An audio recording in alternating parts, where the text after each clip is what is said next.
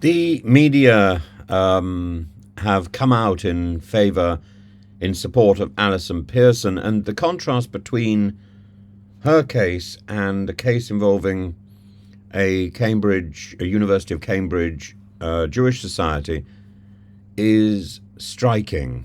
These two cases, the contrast exemplifies the varying interpretations and applications of hate crime laws by different police forces across the UK, as well as the public debate on free speech, proportionality, and bias in policing.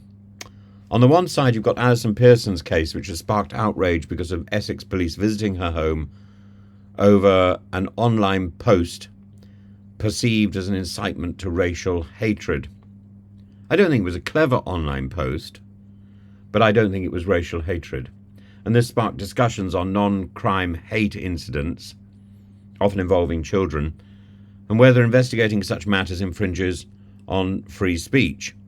The force's actions, defended as an investigation into potential criminal activity rather than an NCHI, highlights procedural nuances and evoked responses from public figures who saw it as overreach, illustrating concerns about how law enforcement balances sensitivity to public complaints with the right to free expression.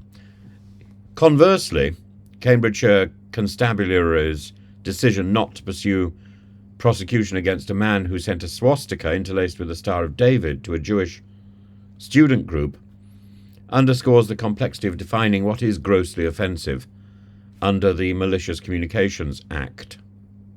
In other words, we're in the realm of bizarre policing and recognising that the parliamentary process had produced an act which is vague and which therefore is fairly useless. And you have to ask, what on earth is our parliament doing if it produces legislation which cannot be universally enforced, which is indecisive? So despite the distressing nature of the swastika, the police, thought it fell short of the high threshold for criminality, classifying it instead as a non-crime hate incident. And the case illuminates perceived inconsistencies in response to anti-Semitic content, raising questions of what constitutes sufficient grounds for criminal proceedings.